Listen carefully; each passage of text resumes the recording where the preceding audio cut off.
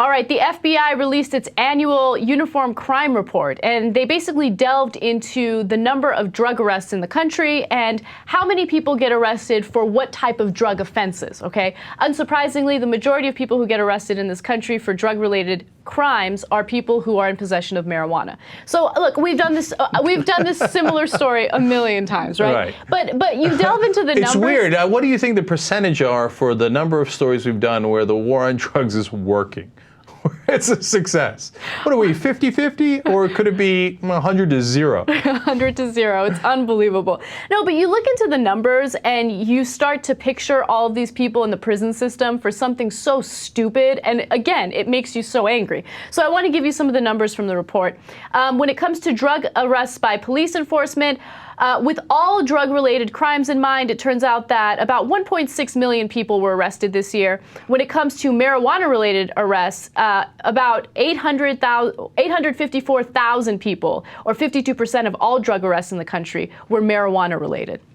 And 88% of those are possession. Yes, and only 12% are sale and manufacture. I can't believe that. Yeah. I can't believe it. Just for possession. We're wasting so much money. It's unbelievable. Now, look, I get it. A lot of times they get a plea deal. So if they were doing a sale, they plead down to possession, right? So some percentage of that is misleading. Mm-hmm. Right? So I understand that. Even then, 88% for possession. What are we doing? I mean, look, we did this in Prohibition, and back then you would have been arrested for possession of alcohol.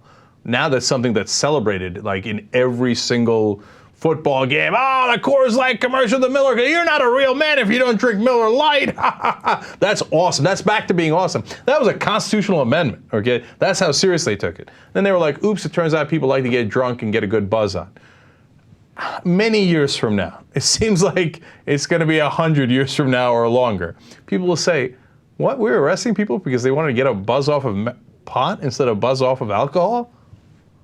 But do you think we're headed in that direction? I mean, it seems like we are, because you have states like California that have legalized medicinal marijuana, yada, yada, yada.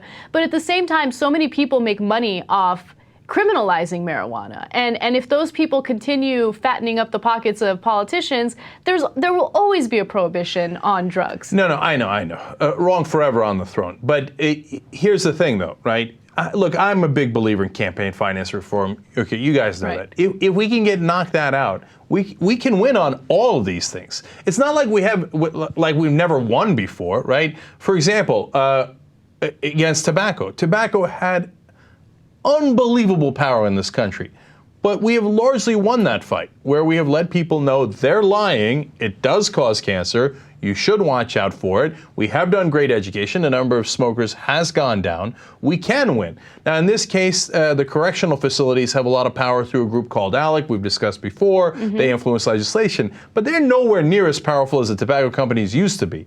So we can win. We just got to get to a fair system in our democracy where we're actually voting on ideas instead of who pays them more.